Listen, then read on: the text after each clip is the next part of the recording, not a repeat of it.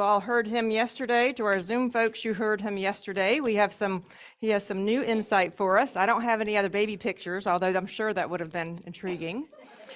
So we'll hand it over to Matt, and if you all would just give him a warm welcome as well. Thank you, thank you, thank you, thank you, thank you. How many of you have enjoyed this conference so far? Looks like everyone to me. All right. You guys get a good stretch? Is everybody feeling good? Should we do some push-ups? No? Okay. All right. Well, again, I want to just congratulate and thank the staff and volunteers, Kim, and all of you for a wonderful job that you have done. Incredible. And thanks to all you attendees. You know, every little bit helps. You're all, as Richard would like to say, light units spreading this message. So it is a wonderful message. It's a message of inspiration. And inspiration, as the Russell said, is the language of light. It's the language that God uses to talk to man. Inspired flashes. How many of you have had an illumination experience in your life?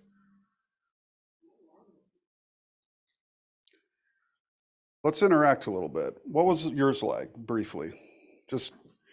Could I get a wireless handheld real quick? I should have said that at the get-go. But I'd just like to hear a little bit, because this is something that lets you know that it's not just for a Walter Russell or a Lao Tzu. This can happen to anybody. This gentleman right here. Just a brief little sharing of what was it? What was it like? Hello? It works. Yep. I'd gone to India and was living in an ashram and doing several different meditations.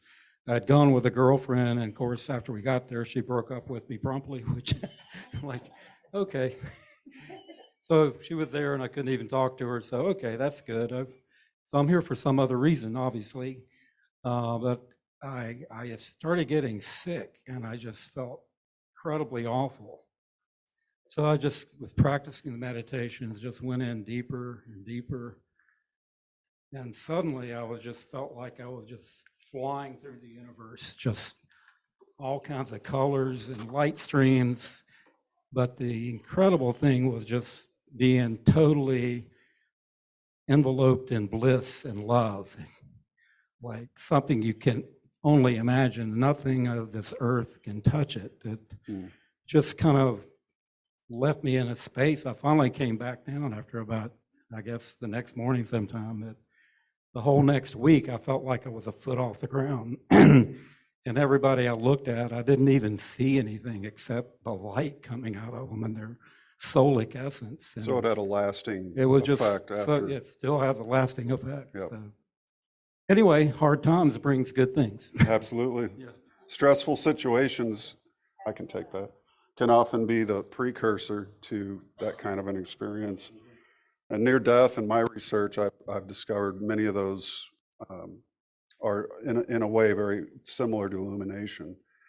There's some researchers who say Walter Russell was having near-death experiences, but his only actual near-death experience was at the age of 14 when he was diagnosed deceased by two doctors who were overseeing him because of black diphtheria of the throat. His throat was as black as a case knife. And he went in the light and he popped back up in that bed and his throat was pink, completely healed. And that blew those doctors' minds, and his parents began to weep. And because of their reaction to his being healed, the sickness came back upon him, and it took him a full 6 months to come out of that. That story in its entirety is in the second unit of the home study course, which if you haven't read that home study course, especially you all on Zoom, and as this video goes out to the world, that is a book, is a teaching of 12 units that you must absolutely get. I would pay $10,000 for that, or more even. And my number one call I got from people when I was president of the University of Science and Philosophy was, first off, why have I never heard of Walter Russell? And second, this is the kind of stuff I've always wanted to learn about, and that's what I thought I would learn in college. So I'm so glad I found it. And it was amazing to me how many older people also called the university. Well, one lady who was 80 years old, lived in Utah, said, "Oh, darling, I'm so happy I found this." And she would call me once a month and we'd talk for 2 hours for like 3 years. She had passed on, but just the wonderful inspiration you can get from this coursework. Who else had an experience like to share? Illumination experience. Sure. Okay. So when I was younger, I was in Pakistan. Long story for that one. But I was in a town called Turbat. And Turbat in Pakistan means hell on earth. That's how hot it is. And they'd never seen anybody of a Caucasian ever, let alone tall, blonde, and blue-eyed. And so I'm walking down the street in a shalwar kameez with my mom and my sister. And all of a sudden, we have this presence around us. And we're just feeling just tight. We're in this open air walking down the street, and we stopped to look inside a store window, and all of a sudden the reflection changed. We saw behind us, and we're completely surrounded by men, completely surrounded. And because we had stopped walking, they completely encased us. So now we're pinned, literally pinned against this window. And I turn around, and they pull me through the crowd. They'd never seen me, and they're touching every single part of my body. Am I real? And touching, and I begin to panic. And my mother just screams out and she says, "Breathe." And instead of breathing, I simply left my body. And I'm pulled straight up into spirit, have complete consciousness of all that is, all that ever was, all that ever will be. I completely understood the situation. I knew what everybody and all those men were thinking. There was no animosity in them. They were just curious. And I had complete peace. And so imagine that, right? How am I going to get out of this mob? And I don't know how long that was. I just knew that when I came out, I would know what to do. And I simply looked them in the eye instead of, that panic moment. And in looking at them, each one felt peace and walked away. So it was kind of an amazing moment just to know all that is, all that ever was, all that would be. You don't have to be in fear, and simply look your brother in the eye, and peace is with you. And so it was really wonderful. That's great. Thank you. Who else has had now it doesn't have to be anything major. I like to say that myself, I've had 11, but I call them mini, like tiny. One was 3 days. That was my longest in 2010. You can attest to that. You want to tell them? No? Okay. She's not going to have me put her on the spot today. So what, oh yeah, we'll come that way. Mine personally, I'll just share real quick, was the result of several weeks of reading, and I'd come to the end of this book, and it just, something hit me all of a sudden, and I felt this absolute bliss encompass me. And it was literally, did you say that light was coming out of me? She wanted to take me to the hospital. She goes, "Are you all right?" She goes, "There's like light coming out of you." And it was very bizarre, but the result was a feeling of my own immortality, the loss of guilt and shame. Everything just disappeared that was on the human emotional level, and this just absolute sense of divine centeredness. I remember going to a party the next night. It was over a Friday, Saturday, and Sunday. I wrote several pages of divinely inspired words that had poured right out of me. I couldn't sleep hardly. I'd wake up at 2 or 3 in the morning and go to the computer and just start typing. And that's all put into a presentation on my website in a music video, which is a electric symphony I wrote back in 2013 called Angela Spirata, which means angel of spirit or angel of inspiration. And those writings that I wrote from this experience are in there. And when I went to this party, her and there were about 4 or 5 really good friends, and I had them laughing so hard, they were about to pee their pants. It was like when you experience a blissful state, it's funny almost. And again, it's many. It wasn't like Walter where he's 39 days. I mean, I didn't have the experience of going through the rainbow colors or the light spectrum into the white light. It wasn't that intense, but it was an intense felt presence of the divine within me. And so that was a real game changer. And the words I wrote were questions I asked to God: who am I? What am I? And yeah, so anyways, I'll point you guys to that. Everything's up there at my website. But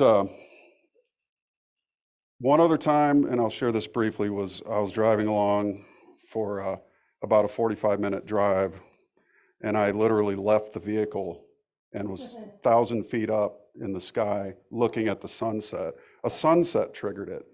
Purple like this gentleman's shirt here. It was incredible hue of purple, and I just rose right out of my body. And literally, my body is like an appendage driving at 55 miles an hour on a curvy backwood Missouri road. And for 15 minutes, I was watching the sunset outside of myself. That was awesome. And it took me 45 minutes to come down from that. But it will stick with you, there's no doubt. Who's next? Ms. Harrison, share something with us. Okay, I'm going to share a little mini one I had, because it happened before I had the big one of about 10 minutes. It felt like it was 10 minutes, you lose track of time. The little mini one I had, but both of them happened, and I was talking with Anastasia earlier. She said she lived in a camper for a while, and I was in a little 25-foot camper, and I shared this at lunchtime with people. But both of these happened at that time, and the first one, I had a really bad headache, and I had this conch shell that was really important to me. It was something that showed up in my family home that nobody knew it was there. And so I took it with me, and I didn't have a lot of things because everything was in storage, and I was in this camper. And so with that one, I had this bad headache, so I just fell asleep on the conch shell. And Spirit took me to this feeling of light, but I could sort of see through my third eye, and I could read. It was the first channeling experience I ever had, that I could read what Spirit was trying to tell me. And I had to figure it out, had to write it all down so I could be in this altered state and just kind of read the words and then come out of it and read it later. But then I had to still figure out what Spirit meant. So that was a little, kind of a little mini thing, that sort of what you're talking about, Matt. But the big one I had was in 1991, which I thought was a very balanced year. And it was in April. And I was telling people earlier that I had spent the day realizing that my life was so simple, and that, I had to wash clothes, but I was very sensitive to stuff, so I had to just hang up the clothes in this 25-foot camper to dry, And I remember after I did that, I was laughing at my life. It was the only thing I did during the day that I felt like might have brought this on, what happened to me that night. And, because I kept later looking at my day, what did I do differently that may have brought the light to me?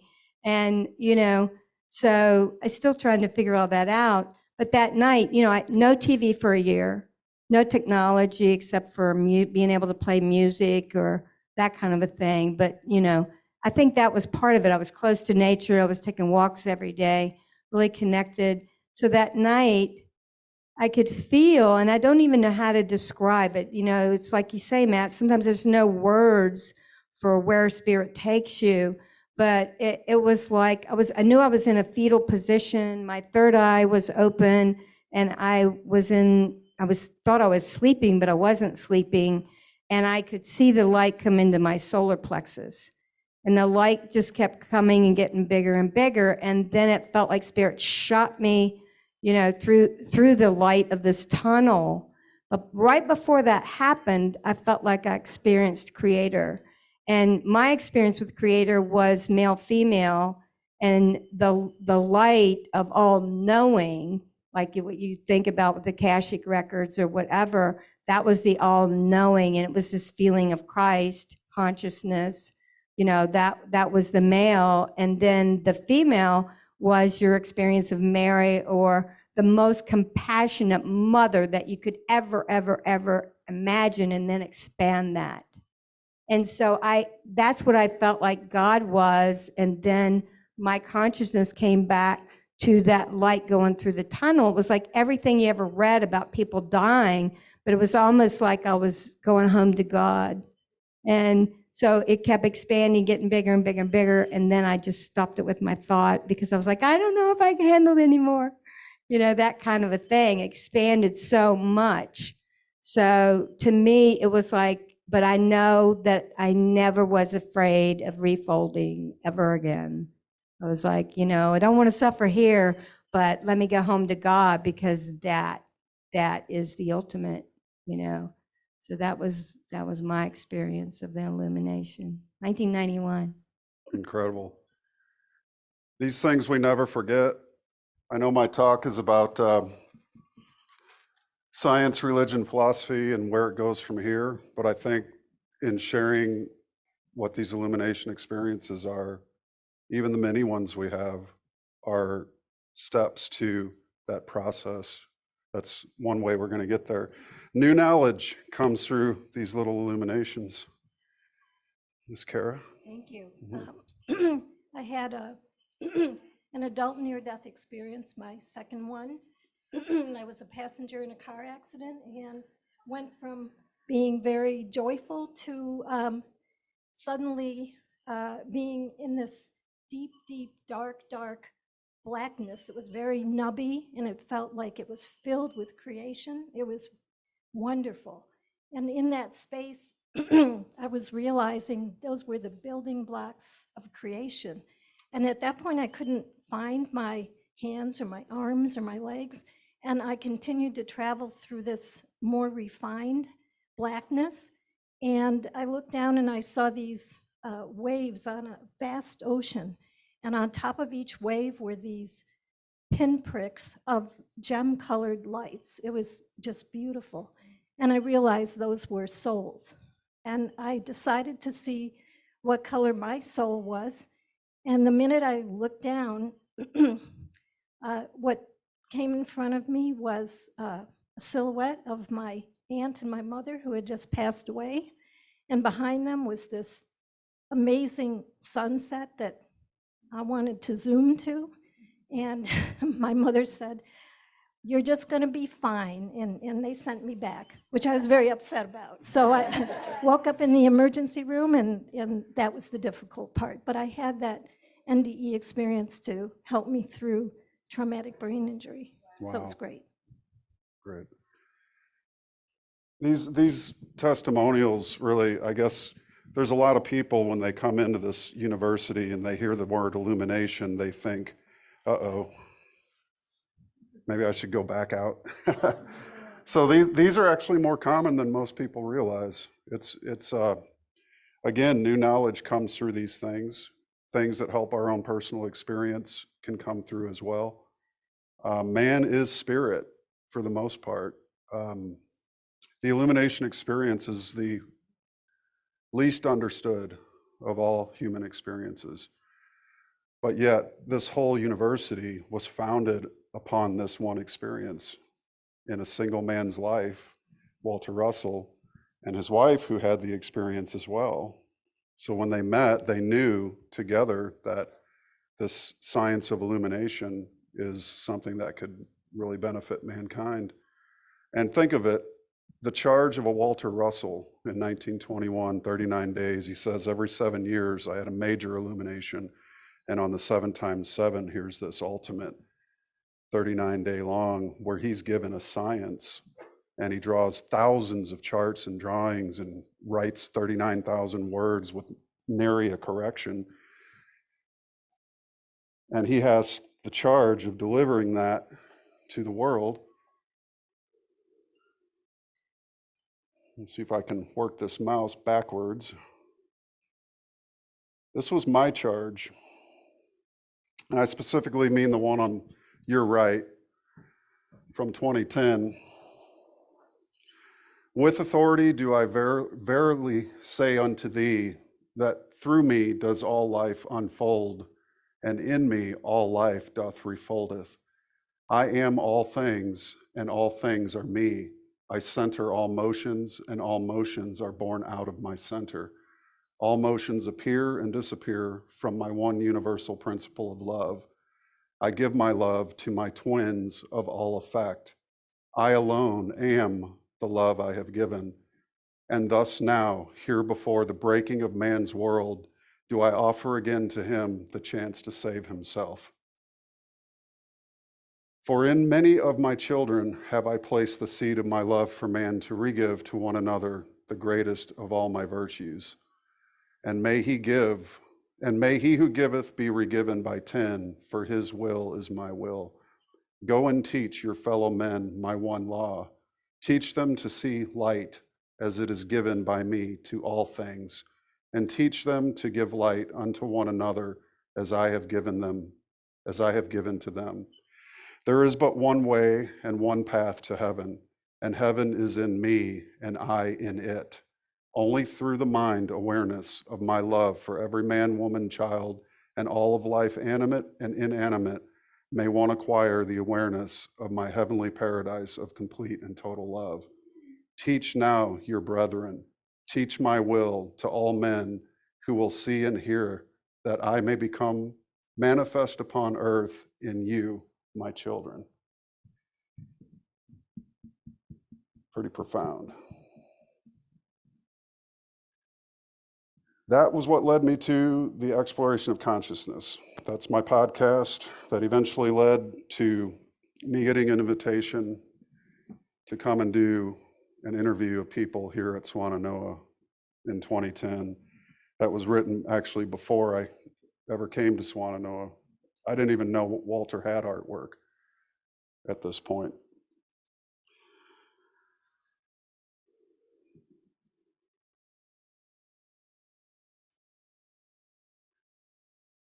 How can this work affect science, philosophy, and religion? It is a Western perspective. I tried the Eastern thing. I really did. I couldn't get it. I got some Lao Tzu. I read a little bit of him. I was more into the Thomas Mertens, reading David Icke, I am me, I am free.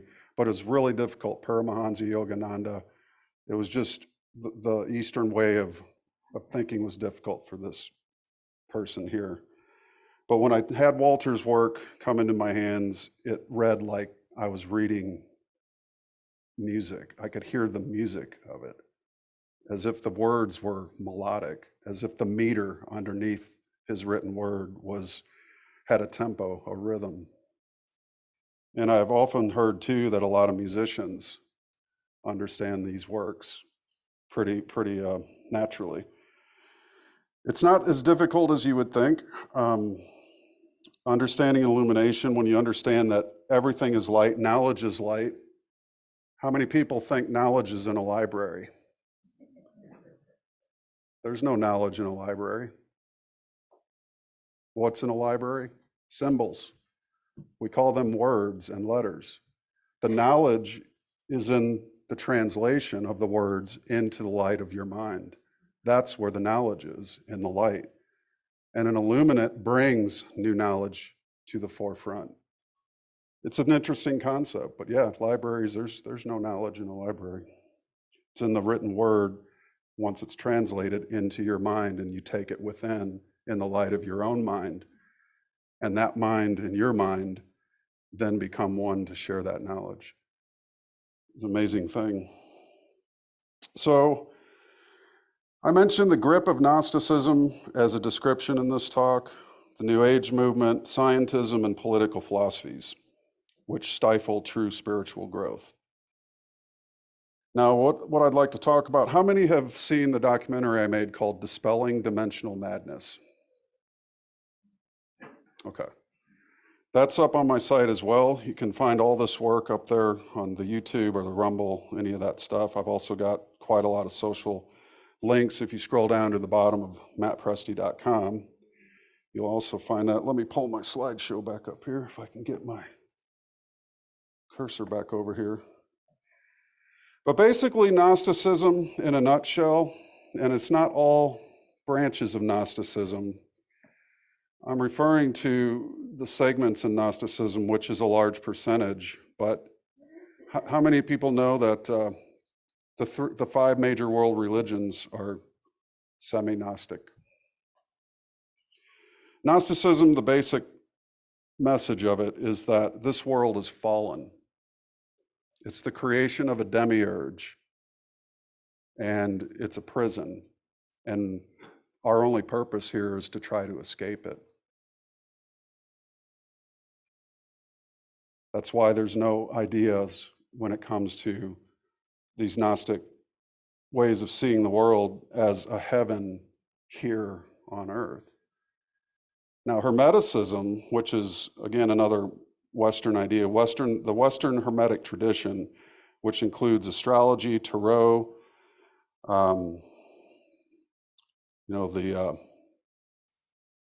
the three, the trivium and the quadrivium, the liberal arts, 7 liberal arts, astronomy, music, things of that nature.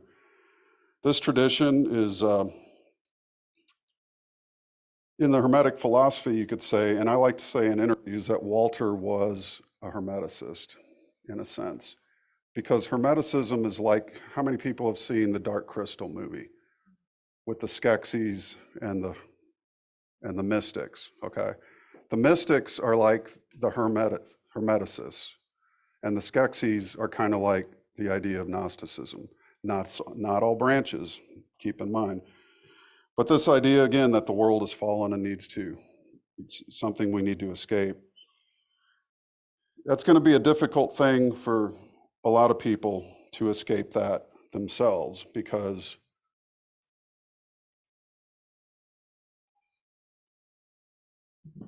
if we don't break these beliefs that bind us to the idea that we're miserable sinners, that we should feel shame and guilt all our lives, that we're born into this idea of sin, which the Russells thought was laughable.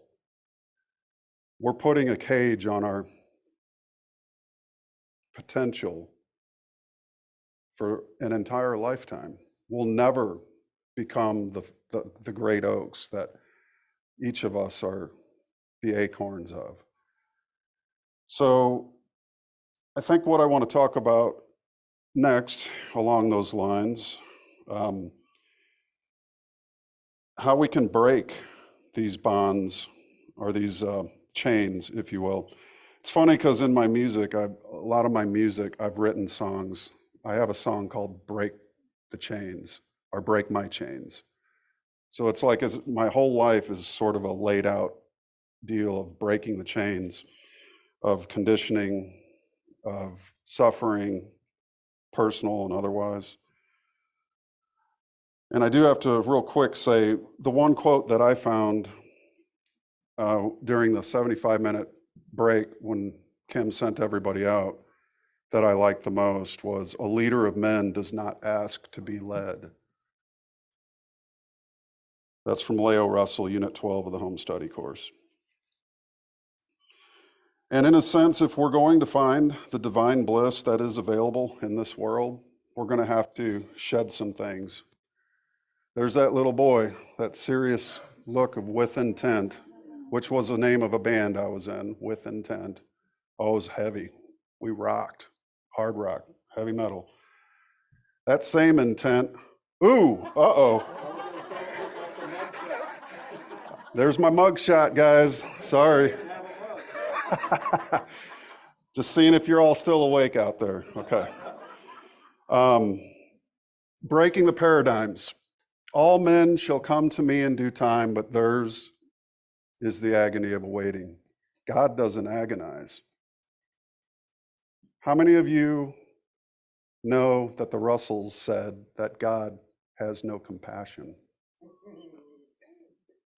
That there are no charities in nature? It's raw. What does it mean? If God has one emotion, the Russells said, that emotion, and this is their teachings, ecstasy. When you experience the light, when you experience the light, when you experience the light, that's ecstasy. That's how the divine creates the universe. Humans are a complicated thing. We have what's called emotions, and these emotions are in motion. God tells us in the divine Iliad that I am not those things which I center and control. I am not the illusion of motion. The painter is not the painting. The poet is not the poem. The musician is not the composition. If God is ecstasy, and ecstasy alone is the creative force that creates the universe, and man can use that creative force for anything. He can pick up a sword and chop down his brother, or he can take a hammer and build a house. But by the sword ye killeth with, ye shall also be killed. Humans are an interesting thing. The power of the divine mind being the ecstatic mind of the universal force, which we call the creator, that creates this incredible motion picture illusion called the universe, is ecstasy. Ecstasy is love.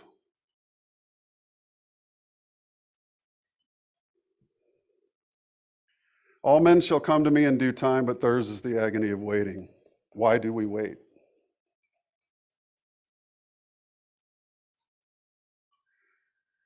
If we're going to challenge ourselves, if we're going to challenge others, we have to challenge ourselves. Love is something that, if we have it for ourselves, it's then and only then that we can give it away. Now, compassion is not a bad idea. I'm not saying that the Russells were saying that negatively. They want you to think about this. That's all. Some of these things that I've read that really affected me, because I wasn't going to buy into certain things when I realized certain things in my life. I had to say to myself, you know, I'm listening to this guy, but nothing's getting better. I'm trying The Secret. I've watched The Secret movie, but I can't get that front row parking spot, no matter how much I think about it. And I can think, man, let me tell you what, I can think things that most people would get a headache in 5 seconds if you could be in my head for a minute. It'd break your head because it's so much electricity. It's like, and ask this woman how she survived me for 20 years. She'll tell you. She's my grounding rod. Whoa, boy. Whoa, man. Yeah, we may be men, but there's always a whoa, man, telling you to chill the hell out because you're going to go off the rails if you don't. But that electricity, the Russell message for me, it cleared the roadway.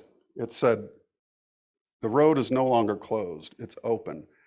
And the hardest part of the Russell message, and a lot of people, in fact, it's cost me relationships. The guy I did the Secret of Light series with, because I agree with the Russells that man creates his own evil, and he calls it guilt, sin, and shame. If we do create our own evil, do we need demons? Do we need a devil? Do we need an outside thing to blame? That's the responsibility of this message, that we create our own evil. That's a tough one, especially when you look around at the human world. It's not to say that people can't do unbalanced things to you, because we all shared yesterday a story of a traumatic experience, and most hands went up, or you know, there are only a few hands that went up when I said, raise your hand if you haven't ever experienced trauma or emotional pain that has been a boon on your life. But the responsibility aspect of this message that was a big one for me, because when I realized that, again, I was the number one thing in my life that was holding myself back. Once that was out of the way and I realized that Oh, even a guy who got divorced, I'm divorced, a guy who got divorced can have an illumination experience. You don't have to walk on water your whole life to be imbued with the beauty of God's Spirit, that ecstasy of which there is no opposite. It's an incredible thing. Beliefs are stronger than concrete. And your mind is that which builds the scaffolding around you, yourself. It dictates your actions. Mind is actually stronger than concrete. You can break concrete apart, but most people's beliefs can't be broken. So, in my study, in my interpretation of this message, and I would agree with Carl Jung when he was asked, "Do you believe in God?" He said, "No, I don't. I know. I know God." And when you know God, you don't have to believe. And I don't mean to say this to sound high, mighty, or like I'm up on a mountain. Basically, what I mean is belief requires faith because you don't have the knowledge of what you believe in. It's got to be there. But when you know, that's when you can put it into practice. I believed in The Secret, didn't work. The one thing I learned that, if I don't work toward what I want, it's never going to come. That's why the Russells say there's no charity in nature. Nature's pretty brutal, but the greatest minds of our world have always lined up nature next to their own work, because nature will tell you if it's in balance or out, if it's true or if it's false. There's no contradictions in nature. And when you apply a bad theory, an anomaly is what is left over. So a lot of the scientific work in this world is needing of an upgrade. I also learned in breaking paradigms, okay, I've got this knowledge, I've got to go out to the world, I've got to start this podcast, I've got to meet with everyone I can possibly meet with and bring guests on to talk about consciousness and everything to do with that and promote their work and get their work out to the world, because how is it that nobody knows who this man is?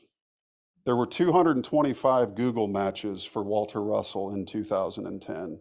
Today, there's millions of web results in Walter Russell's work. That's promising. On February, Lori and I are going to Anarchapulco in Mexico to give a presentation on guess who? Walter and Leo Russell. We're taking it to the world stage. This is the first international conference, first time I'll have ever been out of the United States. I'm going to represent this university as best as possible with all my heart and soul in it. Planting seeds, not forests. That was a tough one for me. 2002, my family at Christmas time. 9/11 was an inside job. You're not invited back next year. This is the reasons why. 7, 8 years later, my two oldest brothers called me on a conference call. "Matt, you were right. It only took you 9 years, bro." They thought I was crazy. But crazy never stopped me. In fact, it comes down to that watch me. Somebody tells you you can't do something, watch me. That's my motto, watch me. Watch me go. So opening the door for religion, I'm really thankful to all of you. I just want to say that I don't have all the answers, and especially about the Russell work. His work is so vast, so incredibly vast. I have the knowledge of his work, and I'm just going to use his own phrase to define it. When he said God gave him that knowledge in that 39 days, it was but a thimbleful. That little thimble on the end of your thumb that grandma sews with, right? Imagine taking a shot with a thimble. How many shots would you need before you got a buzz? A thimble is just tiny. A thimble of an ocean of knowledge. And think of that. That's all God gave Walter. That's how much knowledge is yet awaiting this human race. It's a beautiful thought. And that's what I've got, a thimbleful, the understanding of the potential for this incredible message. And the two of them together, that saved our relationship, because the electrifying power of man-woman balance. Go to Rumble and type that in. There's a great podcast, my Lori's very first podcast on video, with David Whitehead and Monica Whitehead. It was a podcast double date. It was cool. It was really awesome. There's a lot of neat information that came out of that on parenting. Again, it's Electrifying Power of Man-Woman Balance. And I recommend you get that book. That's incredible. But their relationship and the way that they describe relationships between the man and the woman and the power that comes from it, and the fact that when it's balanced and that matehood is balanced and there's a good rhythmic balanced interchange and respect between the two of you, that you as a human individual are only as powerful as one. But when you're with a balanced mate, you can multiply your power by 8 times. That's incredible. Add a third person, like with a company, you add another 8, and so on and so forth, until you can get and grow to a sizable organization. That's what you're seeing here. This is the multiplication principle. Incredible minds coming together. You know, and again, back to the thimble, I love sharing what I do with the people that I talk with and podcasts, and I've been on a lot of them. And for me, I'm getting to give that inspiration back that was given to me. I was so inspired that I had my own illumination from this. Several little mini ones, but they were, one was in 2015. On my knees I went, 15 seconds. I just finished Why You Cannot Die, Unit 19 of my Exploration of Consciousness podcast series on The Secret of Light. It's called The Secret of Light series, again, available at my site. And I fell to my knees and I burst into tears. 15 seconds goes by and this vision comes in my head of the next 7 years at this university. February 2nd, 2015. I even named the years. I saw in 3.5 years that the university would have a new home. 3.5 years later, we were in contract for this building. So a 7-year plan was laid at my feet. All right, opening the door for religion. This is a good one. It's going to be a little tough. So I'm going to ask for audience participation. What are some of the ways that we can open the door for religion as an organization? Anybody hands? Let's get a suggestion or two, and you just yell it out if you want. What can we do as an organization to help open the door for religion? Do a series on how the belief and sin has held them all back. Margaret said, do a series on how belief in sin has held religion back. That's quite good. Anybody else? Here, let me give you this for the Zoom folks so they can hear you. Leo always said that Jesus came to save man from the belief in sin. Yep. And it wasn't successful, unfortunately. Right. Ideas. I like to call myself an idea generator. I know you all are too. Somebody's got to have, yeah. How about you, little guy? You got an idea? What?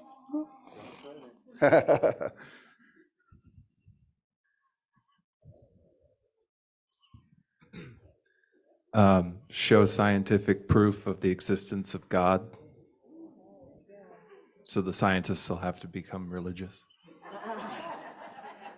Marriage. That's my boy right there. Yep. Let me get you. I struggled with this. You see people have a hard time with it, but I think the thing that you use their words. I mean, when we talk about the pond, when we talk about the water moving on the face, when we talk about things being light, and that there is light. And the other part in religion when it says, and you see this in all traditions, it's I'm everywhere, I'm in everything. And my question is, how is that possible? And that's what I tried to show this morning. Why is it everywhere and in everything? And when you see that, and you see the undivided, you see the divided light, then you can see the spectrum and how it works everywhere and in everything. Beautiful, beautiful.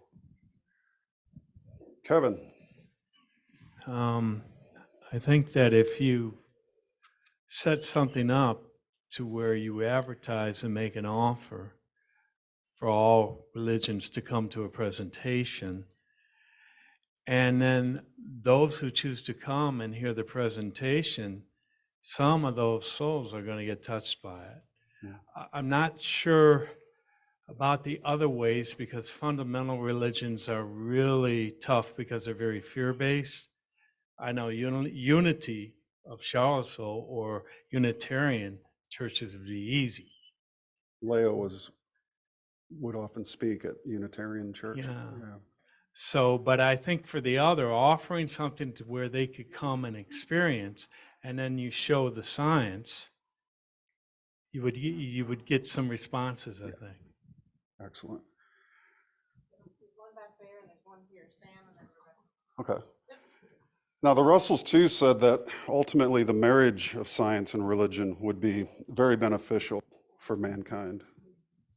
The four-word central theme of the Russell message is love ye one another. Wonderful. We could use more of that, definitely. That was something funny. When I ran the school for kids, I showed all the geometry. We took them to all the different religions. We took them to about 4 or 5 different religions, and before they were doing art courses, and the art showed the geometry of how from the monad to it showed all of it. And then when they went into the different religions, whether it was Buddhism or Judaism, they actually all saw the exact same symbols in every single one of them. And I went to the last church, it was a Greek Orthodox, and I said to the minister, do you actually know what these symbols mean? And the kids all turned around to me and said, of course they don't. And he didn't. They don't even know their own science and symbols. Right here? Rebecca. We'll do one more. I've got to move ahead. How much time do I have? We've only got about 7 minutes left. 7 minutes. Wow, that went fast. Just taking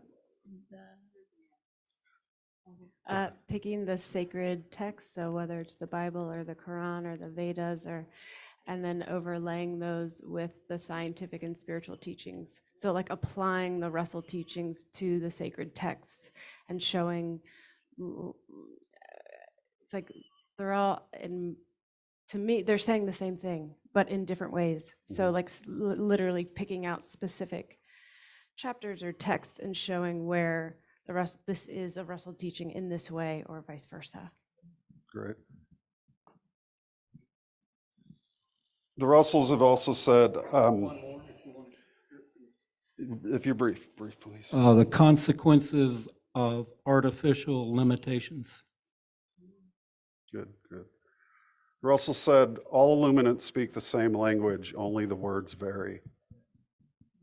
So for myself personally, reading the Bhagavad Gita, reading Lao Tzu, reading especially the book Cosmic Consciousness by Richard Morris Buck was a huge eye-opener, because in that, again, you see certain themes of these illumined writings that are undeniable. Opening the door for science, philosophy. I think religion and philosophy are fairly similar. So back to, we'll just hit the next one, opening the door for science. I was going to have Darren come up here and join me, but being as long-winded as I am, and usually my answers on podcasts are too, I can't go over too much here, so I'm going to start to close. But opening the door for science, really, I'm happy to be part of a company that's working on that along with Darren. It's listed on my website, honestly, as well.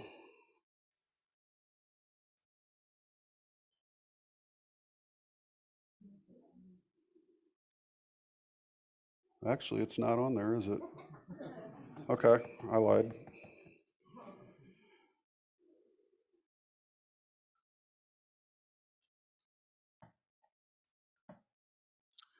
Science. I'm honored to work in the company called Universal Power LLC, which Darren is also a part of. And you could basically say that's a rollout of this university. What the Russell Science can do, as Darren said, when you show the proof of God in a laboratory experiment, that could profoundly change the world. But understanding what God is, it requires the Russell teachings to truly understand what God is and what God isn't. And they also say that the apophatic process is good. Learn about everything that something isn't. That way you can understand what it truly is. And there's no limit. The sky isn't even a limit in this science and philosophy. What these folks did with the message, there's a lot of messages out there. I like to say this in particular, but very few of them have 64 tons of proof that it works. I moved that 64 tons. It's real and it's heavy, and it's proof that a man, when I learned his mastery of the 5 fine arts, he's divorced, but God still talks to him. He's not a perfect human being. I only thought God talked to perfect humans. Thank God that that's not true, right? So it's really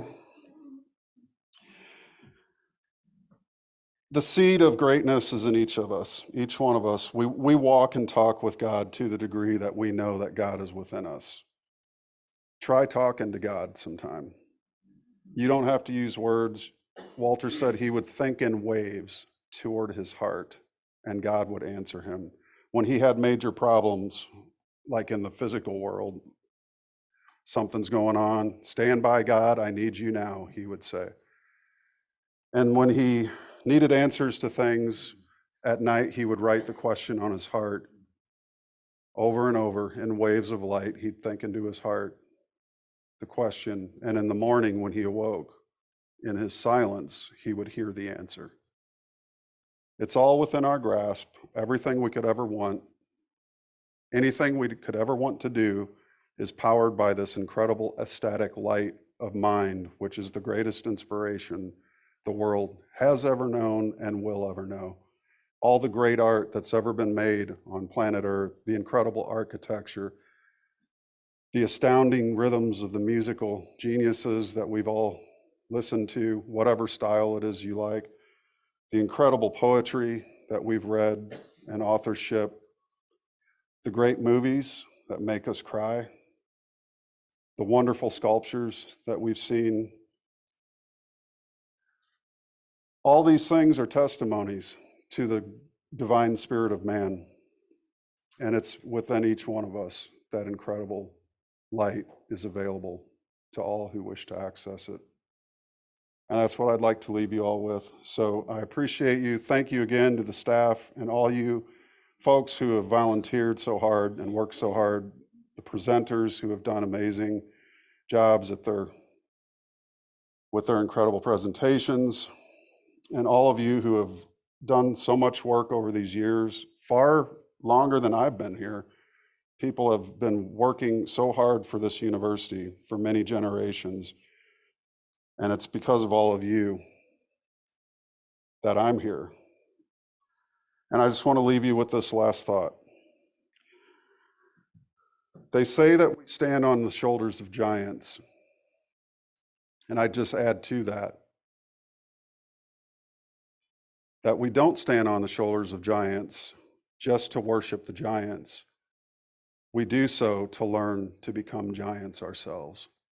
Thank you very much.